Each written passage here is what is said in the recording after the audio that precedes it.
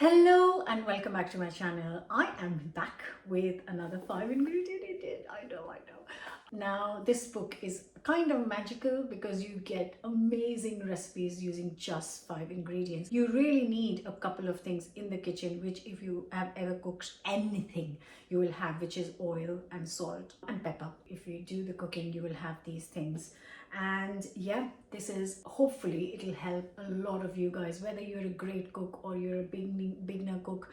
This book should help you achieve the flavors using very few ingredients. And before I start cooking today's dish, which is a spinach dal and palak dal, it's a staple in a house, and literally I can't tell you how easy and simple it is. Ready in less than 30 minutes. It's super healthy, it's gluten free, and you can make it vegan if you don't use ghee and use oil instead. So let's do this. Don't forget to subscribe and let's go for it. So this starts with 300 grams of red lentils. In Hindi we call it masoor dal. This is the easily available in UK in supermarkets, because even some of the corner shops keep it. That's how easily available this is. So 300 grams of dal goes in. I'm going to give it a quick wash. Now this dal recipe is nice because if you don't have red lentils, you can use tur dal, you can use moong dal. Just the variation is that those lentils take maybe 5-10 minutes more to cook than the red lentils. So if you haven't got red lentils, you've got other kind of lentils in your cupboard, in your kitchen, use those because it'll still taste amazing. So don't give up on this recipe if you haven't got red lentils in the cupboard. So still go for it and enjoy it, and it's absolutely delicious recipe. Now to this I'm going to add 1.2 liter of water. I know it sounds like a lot, but it does absorb a lot of water, and you can always start with 1 liter and then like increase it. But if you trust my judgment, then just go for 1200 ml. And now I'm going to take it to the hob. Now I'm just going to bring it to a boil, and then this should cook in like 10 to 12 minutes, 15 at the max. And goes in a teaspoon of salt, a teaspoon of turmeric, and then I'll just let it come to a boil and then keep stirring it. I don't even have to cover this dal because it's so quick to cook. You can see it's just coming to a boil, and that's when I will just give it a stir and cook it on medium. Now right now it's on high. I do leave a little wooden spoon across because it does stop it from spilling over. It does work, definitely. I've tried it. I do it all the time. So just let it cook for 10-12 minutes. Okay, now moment of truth. I have put the I'm hoping it'll keep my word where the spoon should stop it from spilling over. Is it going to work? Come on, keep my word, guys. Come on, wooden spoon. Yay! See, I wasn't lying. Or maybe I was. Oh, this is it. You're cutting it too. I am cutting it too far. Oh my god! Stop! Okay, guys, I am not even kidding. See, you can see it for yourself. So it touches it, goes, and then it comes down, and it's still bubbling away very ferociously.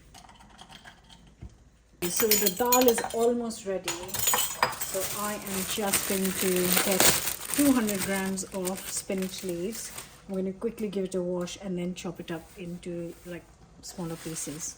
You can just add them whole, but I've said this before. I remember saying it before in some recipe video that I prefer chopping it up because it's just nicer to eat.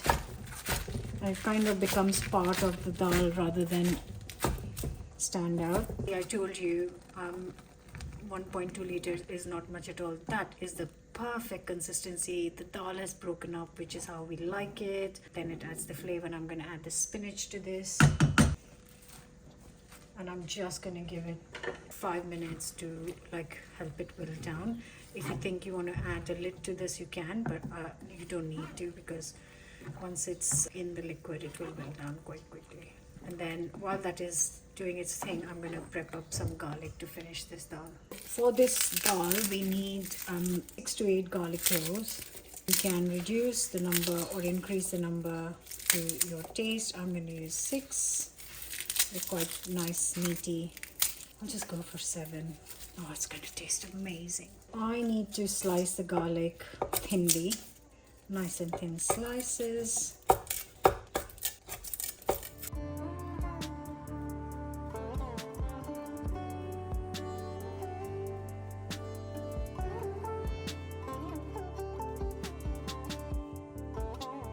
Hey guys, so the dal is done. Sorry for the background noise today. It's just a little something out of my control. Right, so here is the dal which is nicely cooked and done, and I'm just going to prepare a little tempering to finish it. So now at this stage you can keep it vegan by using oil of your choice, or like me, if you are nothing to do with vegan, then you can cook this with some lovely ghee like I am going to do. So just a couple of teaspoons of ghee goes in, let it melt. I'm going to add my garlic and cumin to this. In goes a teaspoon of cumin. And then when it's just kind of sizzling away, I will kind of turn the heat off. I'll show you. Let it release the flavor in the ghee. And then turn this off. Add the garlic. Sorry, I didn't need to turn it off. I needed to make it like really low. I don't want to burn this. I want to cook it evenly for good 2-3 minutes. I want it cooked and become nice and golden, but not bitter, but just golden, so it actually becomes slightly sweeter. In fact, just look at how gorgeous this is looking. Now turn this off. I'm just going to sprinkle, after the heat is off, I'm going to sprinkle some chili powder to your taste. Just a little sprinkle. And then this is ready for our dal. So here is our lovely dal, and this is going to be finished with the cumin, ghee, garlic tadka. Let's bring it here.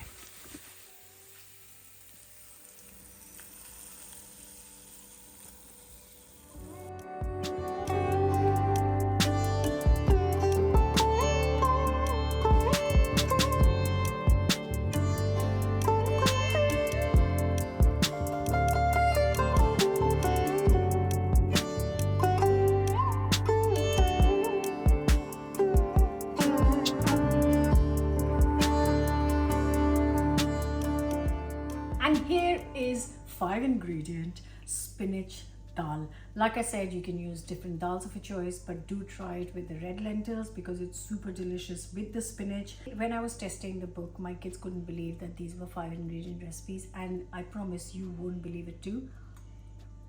You feel like you're eating health. Goodness, healthy, vegan, gluten-free, and so delicious. The written recipe is in my book, link in the description. Hope you'll check it out, and I would love to see your support on the book. Don't forget to subscribe. Try this, serve it with some rice or some roti, or just eat it as a soup. Doesn't matter. Whatever you do, do try it, and I will see you back with another new recipe very soon. Bye for now.